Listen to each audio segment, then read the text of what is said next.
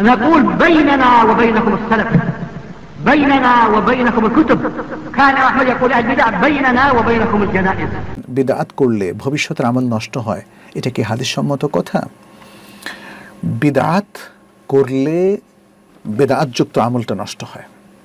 বিদআতের কারণে অন্য আমল যেটা সহিহ সেটা নষ্ট হয় না।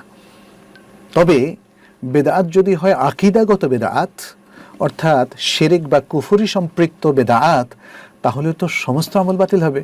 যতক্ষণ না সে তওবা করে আবার ইসলামের চৌহদ্দির মধ্যে প্রবেশ করবে, তার আগ পর্যন্ত তার সমস্ত আমল বাতিলই হতে থাকবে। কারণ আমল কবুল হওয়ার জন্য সর্বপ্রথম শর্ত হচ্ছে বিশুদ্ধ ঈমান, পরিপূর্ণ ঈমান। বিশুদ্ধ ঈমান এবং পরিপূর্ণ ঈমান যদি কারো না থাকে, সেটা বিদআত করার কারণে হোক, শিরকে লিপ্ত হওয়ার কারণে হোক, কুফরিতে লিপ্ত হওয়ার কারণে হোক, তাহলে তার অতীতের আমল, বর্তমানের আমল এবং ভবিষ্যতের আমল তওবা করার আগ পর্যন্ত সবই বাতিল বলে গণ্য হবে। তিনি যদি আবার ইসলামে আসেন, তখন থেকে আবার নতুন করে তার আমল গ্রহণযোগ্য হবে।